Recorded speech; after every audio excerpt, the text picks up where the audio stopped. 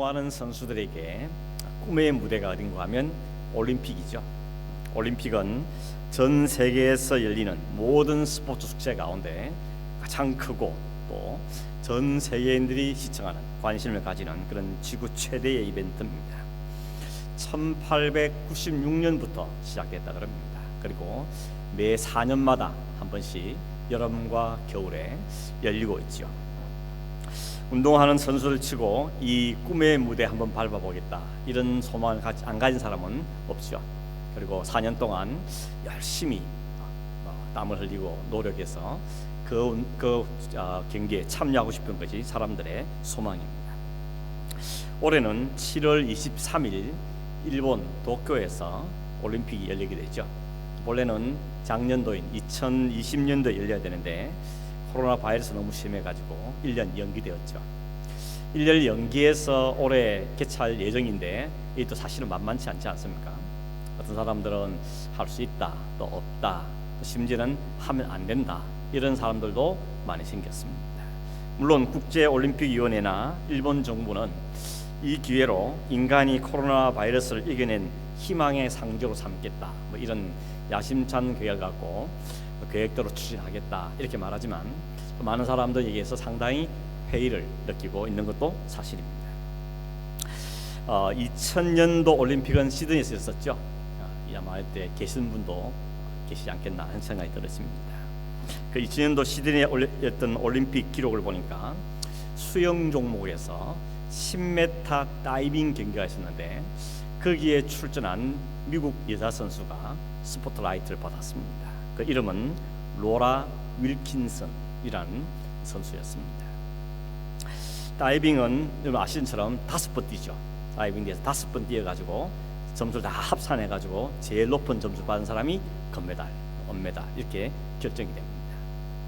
그 당시에 최고의 강대국은 다이빙의 최고 강대국은 중국이었습니다.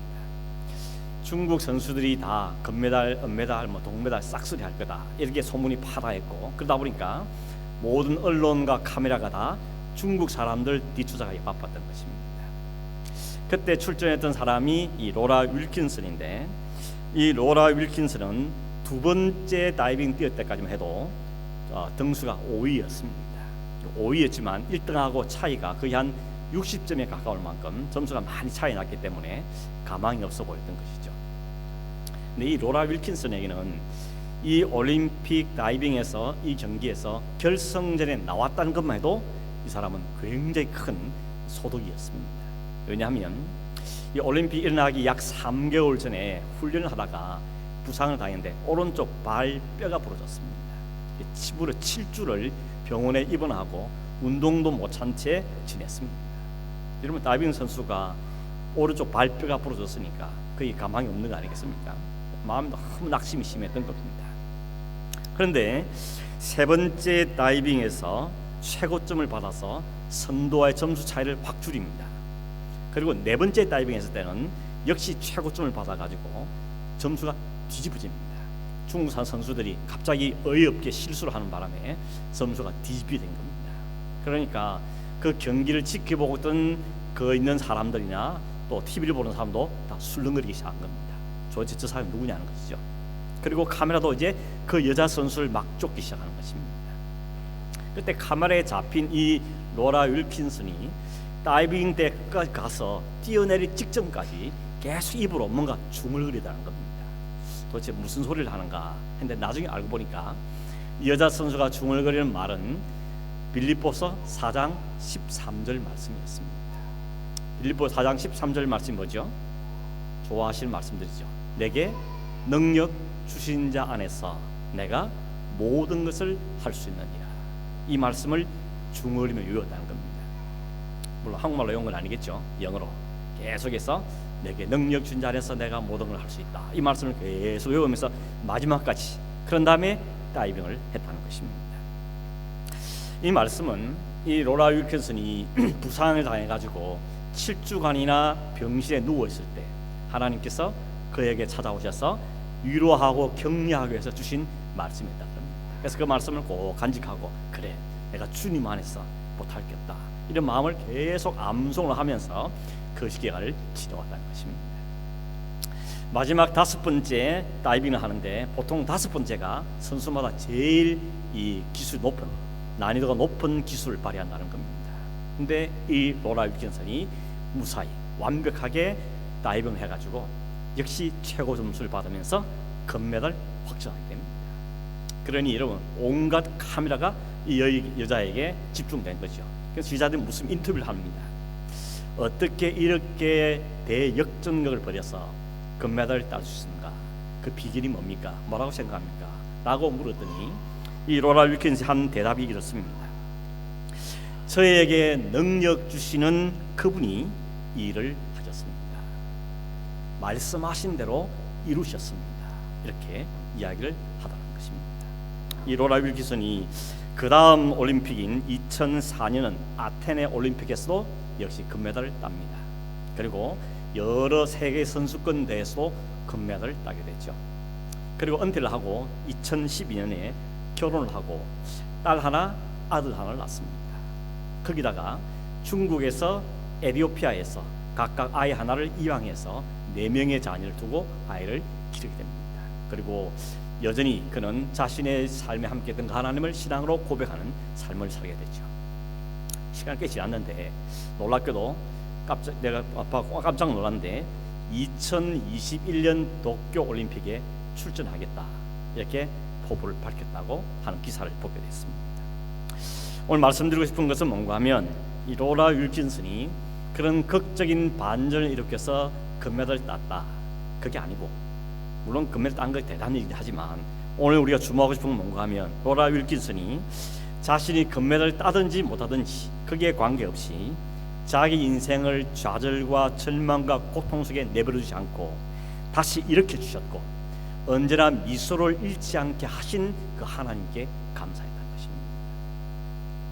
그 영상을 혹 보시면 알겠지만 그 미소가 끊이지 않습니다.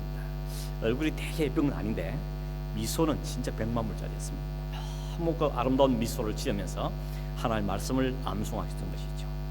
그리고 자신이 이렇게 일으켜 세운 것을 뭐라 보는가 하면 하나님 주신 말씀이었다는 겁니다. 말씀이 내 안에서 역사하심으로 내가 그 모든 좌절과 어려운 속에 일어날 수 있었고 내 얼굴에 미소가 끊이지 않게 되었다 하는 것을 그는 고백하면서 감사하고 있더라는 것입니다. 오늘 바라기는 저와 여러분도 하나님 말씀 때문에 우리가 어떤 상황을 만나더라도 혹은 어떤 절망적인 고통과 시련이 찾아온다 할지라도 그 말씀이 우리를 감사하게 만들고 우리의 얼굴에서 우리의 삶에서 미소가 끊이지 않는 그와 같은 삶을 살 수 있는 그런 저와 여러분 되기를 간절히 바랍니다. 여러분, 그러기 위해서 우리에게 꼭 필요한 게 있다면 그건 바로 로라 윌킨슨이 고백한 것처럼 하나님의 말씀이라는 것입니다. 그럼 한번 유튜브에 로라 윌킨슨 한번 쳐보십시오. 그러면 관계의 영상들이 떠오르는데 상당히 감동이 되었습니다. 그 영상 마지막 부분에 우리를 향한 도전한 질문이 하나 떴습니다. 이렇게 뜨더라고요. 여러분은 지금 말씀을 붙잡고 있습니까? 여러분은 지금 말씀을 붙잡고 있습니까? 이런 도전적인 질문을 뜨고 마지막 클로징 하면서 어떤 말이라는가 하면 주님의 말씀이 당신의 그 일을 할 것입니다. 끝까지 말씀을 믿는 믿음의 사람이 되시기를 기도합니다. 말 다 해버려가지고 유튜브를 마음에 별로 안 생겼습니까? 그래서 한번 보십시오. 보시면 감동이 있습니다. 오늘 우리가 이 디모데후서를 읽었는데 디모데후서라는 성경은 사도 바울이 자신의 영적인 아들인 디모데에게 쓴 편지입니다. 이 바울이 쓴 제일 마지막 편지로 알려져 있습니다. 나이가 많고 이제 죽음이 거의 얼마 안 남았다고 생각될 때 그 아들에게 편지 쓴 그 내용입니다. 그러니 거의 유언과도 비슷한 그런 내용을 담고 있다 이렇게 볼 수가 있는 것입니다. 혹 여러분 유언장 써보셨습니까? 어떤 분은 유언장을 써가지고 지금 가지고 계신 분 계시죠. 저도 옛날에 아버지 학교 갔더니 거기서 유언장 쓰는 그런 순서가 있었습니다. 유언장 쓰는데 대충 아무렇게 쓴 사람은 없죠. 생각하고 또 생각해가지고 무슨 말을 남기게 될까 이런 아주 고민을 하면서 유언장을 쓰게 되는 것입니다. 그런 점에서 이 디모데후서는 사도 바울이 젊은 디모데에게 꼭 해주고 싶은 말, 정말 당부하고 싶은 말들만 엑기스만 모아서 기록한 거다 그렇게 볼 수가 있을 겁니다. 그 중에 오늘 이 14절에서 17을 읽었는데 14절 말씀 어떻게 시작되는가 하면 이렇게 말하죠. 그러나 너는 이렇게 말합니다. 이 말의 뉘앙스가 어떻습니까? 그러나 너는, 이 말은 앞에 뭔가 있는 거죠. 다른 사람들은 이렇게 했는데 그러나 너는 이렇게 해라, 이런 뜻을 갖고 있는 겁니다. 다른 사람이 한 것은 뭡니까? 다른 사람이 한 것이 무엇이고 또 이 바울이 디모데에게 가장 강조한 건 뭐냐 하는 것인데, 여러분 그 성경이 우리 3장이잖아요.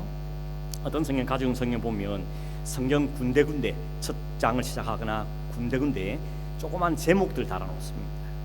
제가 가진 성경에 보니까 3장에는 뭐라 제목되어 있는가 하면 마지막 가르침 이렇게 되어 있고, 제가 다른 성경에 보니까 뭐라 되어 있는가 하면 마지막 때의 불경건함 이렇게 되어 있었습니다.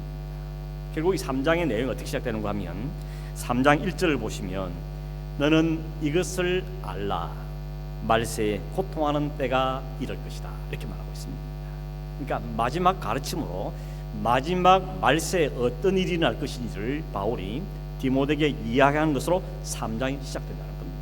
그러면서 2절에서 5절을 읽어보면 그 마지막 말세의 특징을 어떻게 이렇게 말합니다. 제가 읽어드리겠습니다.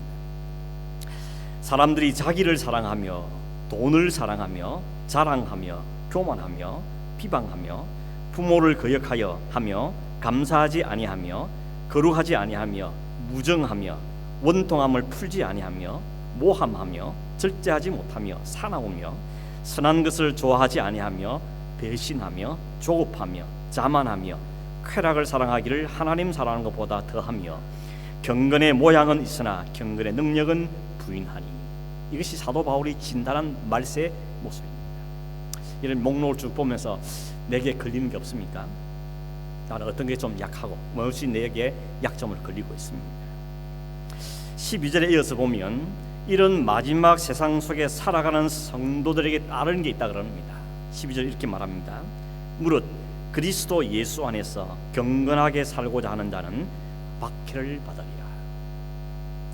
만일 우리가 이런 세상에 살면서도 아무런 박해, 여기 박해라는 것은 뭐 예수 믿지 마라, 죽인다 이런 거 떠나서 이걸 넘어서서 예수를 믿고 그리스도인답게 살려고 할 때 부대끼는 것들 이야기하는 것이죠. 그런 박해, 그런 부대낌이 우리에게 만약에 없다면 왜 그럴까요? 나도 세상과 별로 다르지 않기 때문이죠. 똑같은 생각, 똑같은 관심, 똑같은 사고, 그렇게 사니까 세상과 부대낄 일이 없는 것입니다. 근데 만일 내가 그리스도인답게 살겠다, 그리스도인의 정신을 가지고 살겠다라고 하면 반드시 박해가 있다는 겁니다. 부대낌이 있다는 것이죠. 남들 다 안 그런데 너만 왜 그러냐 하는 이런 부대낌이 있을 거라고 말씀하고 있는 것입니다. 이어진 13절에 보면 바울은 세상은 점점 어떻게 될까 말하고 하면 이렇게 말합니다. 악한 사람들과 속이는 자들은 더욱 악하여져서 속이기도 하고 속기도 할 거라는 겁니다. 세상이 점점 좋아지는 게 아니고 세상은 점점 악해진다는 것입니다. 여러분 이 말에 여러분 동의하십니까? 2000년 전에 사도 바울이 진단한 말세의 모습입니다. 오늘 2000년이 지난 오늘 우리 시대는 어떻다 생각하십니까? 많이 좋아졌습니까? 사람 살기가 아주 괜찮아졌습니까? 살만한 세상이 되었습니까? 물론 편리하긴 해졌습니다. 과학과 뭐 통신과 이게 발달돼 가지고 사람이 살기에 편리한 것은 틀림없는 것 같습니다. 그러나 영적으로 어떻습니까? 이 2000년 시대보다 지금 신앙생활가 훨씬 좋아졌다, 더 영적으로 풍성해졌다, 그렇게 말할 수 있냐는 겁니다. 2000년 너무 멀는 것 같고 우리 부모님 세대, 할머니, 할아버지, 부모님 세대와 오늘 우리 비교 볼 때 그 시대 우리가 잘 살게 되고 편리하게 사는 건 틀림없죠. 우리 할머니, 할아버지 깜짝 놀랍니다. 어떻게 이런 신통방통한 스마트폰이 이 안에 모든 게 다 있냐 그럽니다. 이거 하나만 있으면 안 되는 게 없다 그러죠. 이런 세상이 올 줄 어떻게 알았겠습니까? 그런데 영적으로는 어떠냐는 겁니다. 영적으로는 그렇게 우리가 썩 안전할 수 있는 상황은 결단코 아닐 겁니다. 사도가 말한 것처럼 더욱 악하여져서 더욱 속기도 하고 속기도 하고 이런 세상이 되어졌다는 우리가 부정하기가 어려운 것입니다. 바울은 이야기를 쭉 한 다음에 14절이 시작되는 건데 그러나 너는 이렇게 시작하는 겁니다. 세상은 이렇다는 겁니다. 세상의 말세의 징조들 특징을 쭉 이야기하고 세상은 점점 악해져가고 있는데 그러나 너는 어떻게 하라는 겁니까? 생각해 보니까 배우고 확신한 일에 거하라라고 이야기하고 있습니다. 여기 거한다는 말 헬라어의 뜻은 뭔가 하면 끝까지 그 상태를 유지한다 이 뜻을 갖고 있습니다. 끝까지 그 상태를 유지하는 것. 어떤 상태요? 말씀을 배우고 말씀에 확신한 그 상태를 유지하라는 것. 그래서 영어 성경에는 continue라고 말하는 것이죠. 꾸준히 계속되기를, 이 상태를 유지하라는 것입니다.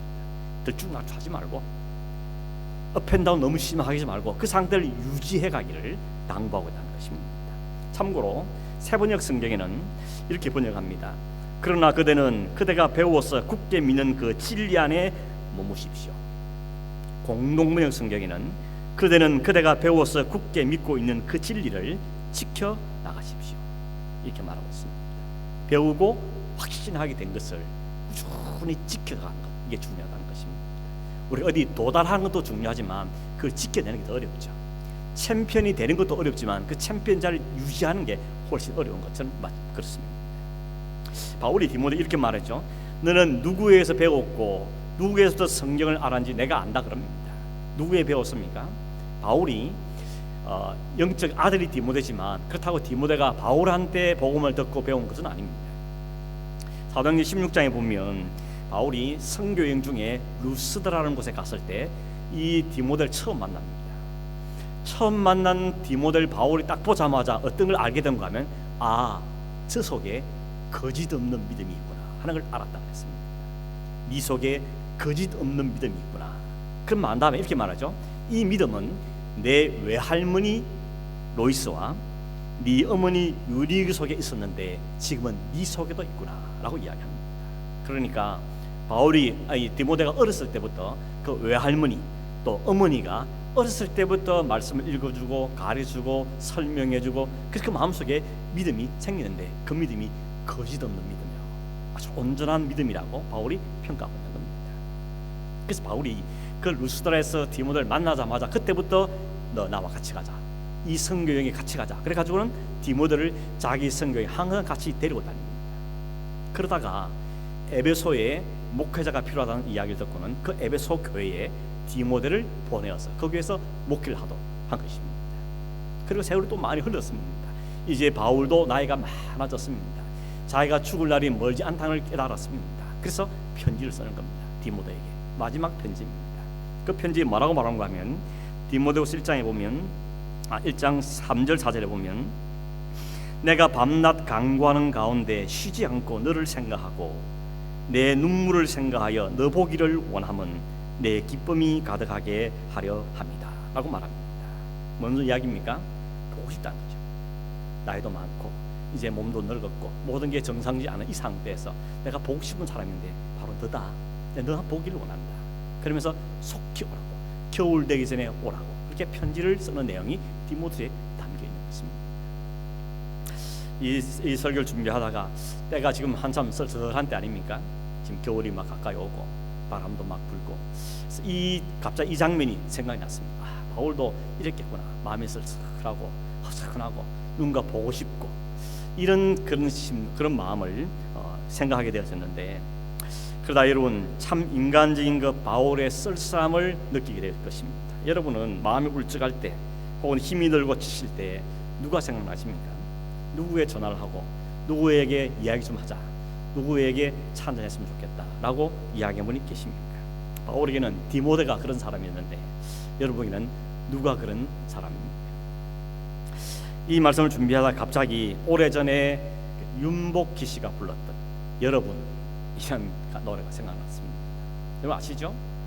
내가 만약 외로울 때면 이렇게 시작하지 않습니까? 그 가사가 이렇게 되어 있습니다. 네가 만약 괴로울 때면 내가 위로해 줄게. 네가 만약 서러울 때면 내가 눈물이 되리. 어두운 밤 험한 길 걸을 때 내가 너의 등불이 되리. 허전하고 쓸쓸할 때 내가 너의 빛이 되리라. 요게 이 노래가요 영어로도 있습니다. 영어 가사. 그 영어 가사 2절을 제가 가져왔는데 2절을 한번 보시겠습니까? 영어는 눈으로 보시고 한국말로 들으십시오. 이렇게 되어 있습니다. 앞이 안 보이고 캄캄하냐? 그가 말했지. 내가 너의 지팡이니까 나만 잡고 따라와라. 네가 사랑이 필요할 때 그가 말했지. 내가 바로 너의 사랑이 되어줄게. 그러니까 웃고 나를 봐. 내가 말해줄 게 있어. 누구나 다 이 길을 걸어가. 그러니까 나를 믿고 어깨를 펴. 여기서 너는 멈출 수 없어. 지금이 시작이고 그 길이야. 이 길 하나뿐이야. 우리 함께 이 험하고 아픈 세상을 같이 걸어가자. 그가 시작이고 길이고 진리이니까. 믿는 우리는 그가 누군지 아시겠죠? 그가 누군지, 그가 길이고 그가 진리고 그가 우리와 함께할 분이라는 겁니다. 이 마지막 가사가 어떻게 끝난가 하면, 만약 내가 위로할 때는 누가 나를 위로해 줄고, 그게 뭐죠? 여러분, 이러지 않습니까? 내가 위로할 때, 네가 위로할 때는 내가 도와주겠는데, 내가 위로할 때는 누가 나를 위로할 거냐? 여러분, 이렇게 말하는데, 이 본래의 가사의 담은 뜻은 이런 거랍니다. 내가 하나밖에 없는 나의 아들을 누구의 죄를 대속해서 십자가에 못 박혀 죽게 한 줄 아느냐? 바로 여러분. 이게 원래 가사에 담긴 뜻이라고 합니다. 제가 오래간만에 한번 찾아 들어봤거든요. 아주 구수한 목소리로, 특별한 그 허스키한 목소리로 들으면서 마음에 상당한 위로와 감동이 있었습니다. 우리의 진정한 위로자가 되실 분, 끝까지 우리를 배신하지 않고 끝까지 우리와 함께 하실 그분은 이분밖에 없습니다. 주님만 한 번 우리를 실망시키지 아니하시고 끝까지 우리와 동행해 주시면서 우리를 일으켜 주시고 떠나지 아니하시고 낙심하고 지칠 때 곁에 와서 위로해 주시며 용기를 주시고 생명을 주시고 사명을 주신 분, 그분이 바로 주님이신 겁니다. 이 쓸쓸한 겨울에 여러분, 이 주님의 위로가 여러분의 마음을 따뜻하게 데우시길 간절히 바랍니다. 이런 바울은 디모데에게 네가 어려서부터 외할머니와 어머니를 통해 배웠던 그 말씀, 그리고 지금까지 내가 그 에베소 교회에서 목회하면서 겪었던 그 많은 어려움 가운데서 버틸 수 있게 했던 그 말씀을 계속해서 꾸준히 그 말씀을 배우고 또 확신하고 그 말씀에 머물기를 힘쓰라는 것이 바울의 당부였던 것입니다. 왜 이렇게 당부했겠습니까? 자기가 그랬거든요. 내가 힘들고 지치고 어려울 때, 핍박을 많이 받고 죽을 고생을 하고 사람들의 오해와 모함을 받고 감옥에 쳐넣고 죽일로 덤벼들고 그 많은 어려운 가운데서 내가 버틸 수 있던 유일한 힘은 바로 말씀이었던 겁니다. 요한복음 1장에 보면 태초에 말씀이 계시니라, 1장 14절에 이 말씀이 육신이 되어 우리 가운데 거하심이 독생자의 영광이라고 말하죠. 그분이 주님이었던 겁니다. 자기가 감옥에 갇혔을 때, 배가 파손되었을 때, 사람의 모함 당해서 돌에 맞아 죽고 갈 때 여전히 자기를 찾아오셨고 그를 유리하신 분은 바로 말씀이신 주님이었던 겁니다. 그래서 바울은 디모데에게 같은 이야기 한 겁니다. 너도 이 말씀을 붙잡아라. 이 말씀이 네 속에 역사하기를 원한다. 이 말씀 너와 동행하기를 원한다. 그래서 어떤 상황을 만나든지 그 주님의 말씀, 그 주님으로부터 위로를 얻고 그 십자가에 달리신 그 주님이 너를 안아주고 너의 눈물을 닦아주고 너희 있는 모든 상처를 씻어주고 다시 일어날 용기를 주기를 원한다. 이것이 바울의 마음이었던 것이죠. 로라 윌킨슨이 그 어려운 중에서 그 절망적 상황 속에도 말씀을 계속 외우고 묵상함으로 용기를 얻고 힘을 얻었던 것처럼 바울이 디모데에게 너도 그렇게 하고 이야기합니다. 여러분, 적어도 디모데는 우리 식으로 말하면 목사입니다. 목사에게 줄 말이 많이 있겠지만 다른 건 다 빼버리고 하나님의 말씀이신 주님, 그분을 붙들고 그분 안에서 확신을 가지고 살라고 당부가 있는 것이죠. 바울의 인생의 마지막에 준 말씀입니다. 여러분, 마지막에 하는 말은 상당히 정직하지 않습니까? 마지막에 하는 말은 솔직합니다. 겸손해진다 그럽니다. 그래서 나이 많이 드신 분 혹은 은퇴하신 분들의 말을 들으면 참 귀가 쏠도록 솔깃한 게 있습니다. 가끔씩 은퇴한 목사님들이 한 설교를 들어보면 그 말씀의 뭐 내용 이런 것 일단 다 떠나서 인생의 깊이가 담겨 있고 그 평생을 목회하신 분들의 그 마음을 담아 사는 걸 들으면 참 마음에 큰 위로가 되고 격려가 되고 또 도전이 되는 경우들이 많습니다. 요즘 우리가 5월달이 들어오면서 잠언 말씀을 묵상하고 있죠. 잠언이 누가 썼습니까? 솔로몬이 평생을 산 다음에 그 인생을 회고해 보면서 젊은 아들들에게 이렇게 살면 좋겠다, 이렇게 살기를 힘써라, 이것이 삶의 사료이다, 원칙이라는 것을 우리에게 알려주는 게 잠언서입니다. 그래서 잠언서는 사실 한 절 한 절이 다 격언이고 교훈이고 담겨있죠. 물론 잠언서를 우리가 명심보감 보듯이 교양서적 보듯이 그렇게 볼 수는 없습니다. 왜냐하면 하나님 말씀이기 때문에, 하나님 말씀의 핵심은 그리스도이기 때문에 이 잠언에도 그리스도를 담고 있다는 사실 잊지 마시고 이 말씀을 읽으셔야 됩니다. 오늘 아침까지 8장까지 읽었거든요. 솔로몬이 8장까지 계속 강조하는 내용은 뭐였는가 하면 지혜였습니다. 지혜를 가져라. 지혜가 너를 살린다. 지혜를 가까이 하라 라고 말하는데 그 지혜가 곧 하나님의 말씀이라 그러고 그 하나님의 말씀이 곧 그리스도라고 이렇게 설명하고 있는 거죠. 성경은 어디를 펼쳐도 똑같은 이야기입니다. 바울은 마찬가지로 디모데에게 점점 악해져 가고 점점 더 목회 환경이 어려워질 것이고 점점 사람은 속고 속이고 거짓과 불신과 탐욕이 팔을 치는 이 세상을 살 텐데 이 세상 속에서 성도로서 이 세상 속에서 그리스도인으로서 이 세상 속에서 목회자로서 가장 중요하고 절대적인 것은 바로 하나님의 말씀을 붙잡고 사는 것이다 하는 걸 우리에게 이야기해주고 있는 것입니다. 어려서부터 배웠던 그 말씀 그리고 그 말씀을 통해 얻기는 그 믿음의 확신 그걸 붙잡고 그 안에 계속 머무르라고. 그래서 바울은 디모데에게 네가 잊지 말고 꾸준히 계속해서 힘써야 될 것은 바로 그 말씀을 붙잡는 거다. 말씀이 네 안에서 역사하도록 하는 거다 하는 것을 당부하고 있는 것입니다. 왜냐하면 바울은 뒤에 설명하죠. 성경은 이런 책이기 때문이다 라고 이야기합니다. 두 가지를 이야기하는데 첫 번째는 뭔가 하면 성경은 15절에 어려서부터 네가 성경을 알아나니 성경은 너희 너로 하여금 그리스도 예수 안에 있는 믿음으로 말미암아 구원에 이르는 지혜가 있게 하느니라. 성경은 우리를 구원으로 이끄는 책이기 때문에 그렇다는 겁니다. 성경은 성경을 우리에게 주신 하나님이 성경을 주신 가장 중요한 이유는 그 성경이 우리를 구원의 길로 이끌어가기 때문이랍니다. 여러분 구원, 생명, 영생 이것 없으면 나는 우리의 삶은 참 허무한 것입니다. 모든 걸 다 가지고 모든 걸 다 누렸다 할지라도 만약 우리의 구원이 없다면 영원한 생명이 약속되지 않았다면 이 세상에 가진 그 모든 것이 어떤 겁니까? 솔로몬이 이야기했죠.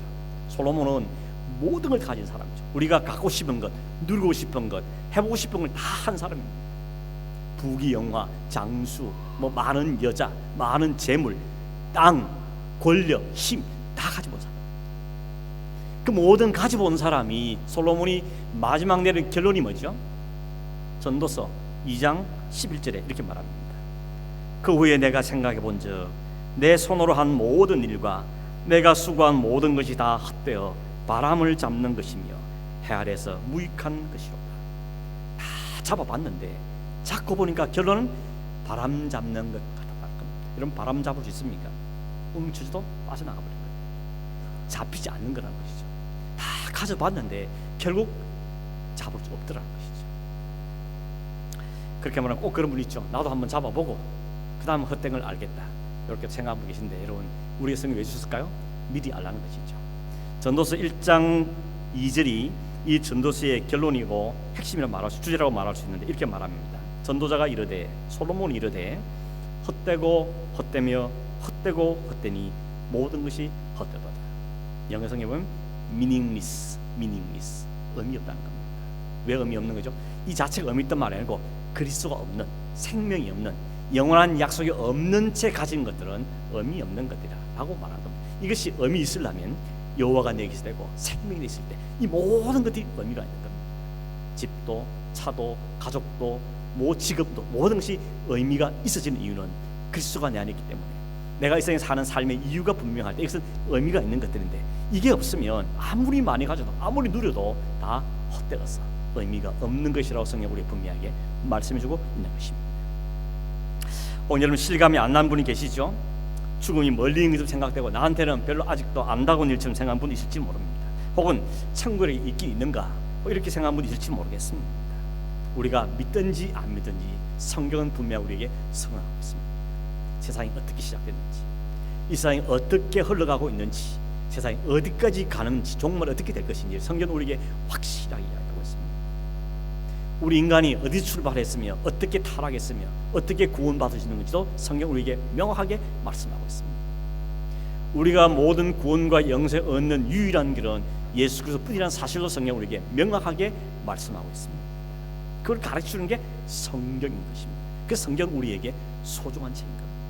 그래서 바울은 이 성경을 붙잡으라고 말한 것이죠.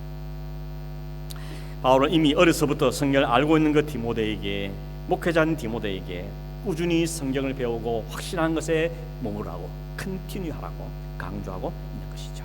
두 번째 이유는 뭔가 하면 이 성경 우리를 온전한 사람이 되게 하기 때문이라고 말합니다. 여기 말한 온전한 말이 무슨 뜻인가 하면 이 헬라의 뜻을 보니까 이렇게 되어 있습니다. 적합하다 혹은 딱 맞춘다 이런 뜻을 갖고 있습니다. 우리가 옷을 하나 사려고 이렇게 옷가게를 가게 되면 이 옷이 내한테 맞아야 되지 않습니까? 소모를 입어야 되지, 미디움을 입어야 되지. 그럼 어떻게 합니까? 피팅룸을 찾죠. 가서 입어보는 겁니다. 내 몸에 맞는지 안 맞는지 확인하는 것입니다. 그 의미가 온전하게 된 뜻을 갖고 있습니다. 하나님의 사람으로, 딱 맞는 사람으로 사람을 성숙시키고 그렇게 바꾸어가는 것이 성경을 주신 이유라는 것입니다. 그 기능이, 성경의 기능이 뭔가 하면 네 가지 나와있죠. 교훈과 책망과 바르게 함과 교육하는 것입니다. 티칭, 그 다음에 리뷰킹, 코렉팅, 그리고는 트레이닝. 이 네 가지 기능을 통해서 우리를 하나님의 사람으로 딱 맞추도록 맞춰간다. 그게 성경이 주신 기능이라는 것입니다. 그래서 우리가 성경을 읽고 묵상하고 공부하고 그럴 때 우리 안에 말씀이 역사함으로 우리가 주님을 알아가고 주님을 배워가고 주님을 닮아가고 주님께서 살고자 하는 마음이 우리 안에 생기게 되는 것이죠. 그래서 남들이 보기에는 사람 좀 바뀌었구나, 변화가 됐다, 이런 말을 하게 되는 것이죠. 5년 됐다, 10년 됐다, 20년 됐다 해도 전혀 성도답지 못하다면 그 이유는 여기서 찾아야 되는 겁니다. 하나님의 말씀인 주님이 내 안에 안 계시고 말씀인 주님이 그 말씀을 내 안에 역사하지 않았기 때문에 여전히 나는 그 말씀에 이끄는 삶이 아니고 똑같이 세상의 가치관과 세상과 똑같이 살기 때문에 내 삶의 변화가 일어나지 않는 것으로 보도 틀리지 않습니다. 뿐만 아니라 성경은 덧붙이 이렇게 말하죠. 우리를 가르치고 꾸짖고 바로잡고 훈련시켜서 선한 일을 할 수 있는 사람으로 준비시킨다고 이야기합니다. 여기 말하는 선한 일이라는 것은 착한 일도 있겠지만 하나님이 기뻐하시는 일, 혹은 하나님이 원하시는 일, 하나님 마음에 맞는 일, 그 일을 할 수 있도록 우리를 준비시켜주는 것이 성경의 기능이라고 말씀하고 있다는 것입니다. 안타깝게도 오늘날 한국 교회가 성장이 멈췄다, 이런 말들 하죠. 그리고 그 이유에 가장 큰 이유를 드는 게 뭔가 하면 교회 안에 또 그리스도 안에 답지 않기 때문에 이야기합니다. 교회가 교회답지 않기 때문입니다. 목사가 목사답지 않고 혹은 장로가 장로답지 않고 성도가 성도답지 않은 것이 교회의 성장을 멈추는 가장 큰 이유다, 이렇게 지적을 하는데 아픈 지적입니다. 우리가 답지 못한 것, 이것이 우리의 아픔인 것이죠. 그런 의미에서 우리는 그리스도인으로서 얼마나 잘 준비가 되었는지 아니면 준비되고 있는지 자신을 점검할 필요가 있는 것입니다. 어떻게 준비할 수 있다 그럽니까? 그게 바로 성경을 주신 이유라는 것이죠. 성경 읽고 듣고 묵상하고 공부하고 깨닫고 그 말씀 우리를 가르쳐주고 우리의 잘못을 꾸짖어주시고 우리의 해결하게 만드시고 결단해서 변화하게 만드는 이런 역사를 통해서 우리가 성도 다음으로 그리스도인 다음으로 교회 다음을 유지할 수 있음을 성경 우리에게 이야기해주고 있는 것입니다. 이번에 여러분들이 말씀을 일독하시고 이독하시고 하신 분들 계실 거고 지금도 하고 계신 분 계시죠. 그냥 하는 거 아닙니다. 할 때 기도하면서 하나님 이 말씀 읽는데 이 말씀을 내가 묵상하는데 말씀이 내 안에 들어오시고 그 말씀이 내 삶 속에 역사해 주셔서 내가 그리스도인 다음으로 주님 닮은 다음으로 변화되게 해주십시오. 이런 마음을 꼭 가지시고 읽어주시길 바랍니다. 그래서 바울이 결론적으로 이야기하는 게 바른 것입니다. 너희가 꾸준히 계속해야 될 일은 다른 것 아니고 하나님 말씀을 붙잡고 그 말씀을 확신하면서 그 말씀대로 사는 거다라는 걸 우리에게 이야기해주고 있는 것입니다. 여러분 말씀이 들려지길 바랍니다. 내가 말씀 듣는 게 아니라 말씀이 들려지는 겁니다. 말씀이 내 안에 들어오셔서 내 주인이 되길 바랍니다. 말씀이 내 안에 역사하시고 내 삶의 관점과 초점과 관심이 바뀌어지길 바랍니다. 말씀을 읽을 때 깨달아지고 말씀을 제 죄를 깨달아서 책망하는 그 말씀 앞에 회개하게 되고 말씀 앞에 다시 결단하게 되고 그 말씀을 실천해보는 이런 말씀의 역사가 오늘 우리 가운데 일어나기를 간절히 바랍니다. 만약 안 일어난다면 어떻게 해야 될까요? 회개해야 될 겁니다. 하나님 어떻게 말씀을 읽어도 말씀을 들어도 내 안에 아무런 역사가 안 일어납니까? 말씀을 전하고 설교를 했는데 왜 아무런 역사가 안 일어납니까? 그러면 다른 사람 탓할 게 아니고 내가 회개되는 것이죠. 하나님 내가 잘못됐나 봅니다. 제 안에 용서하시고 긍휼을 베푸시고 자비를 베풀어 주셔서 말씀이 내 안에 좀 살아있는 역사를 보기를 바랍니다. 내 삶이 성숙되어가고 주님 닮아가는 삶이 내 삶의 열매로 나타나지기를 원합니다. 그걸 좀 보게 해주십시오. 깨닫게 해주십시오. 입술로 간증하게 해주십시오. 이 우리의 기도의 제목이 되어야 하는 것입니다. 내 영이 추구하고 있는데 다른 무엇이 더 필요하겠습니까? 말씀 맺습니다. 여러분, 로라 윌킨슨을 보면서 가장 도전받았던 건 그겁니다. 극적으로 금메달을 땄다, 그게 아니고 어떤 상황에서도 말씀이 그를 사로잡았다는 것이죠.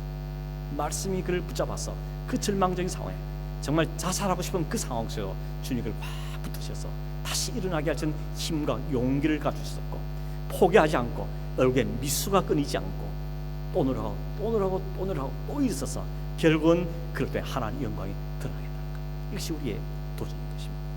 금메달을 따스가 중요한 것이 아니라 하나님 그 마음을 사용하셔서 하나님의 영광을 받으셨다는 것이죠.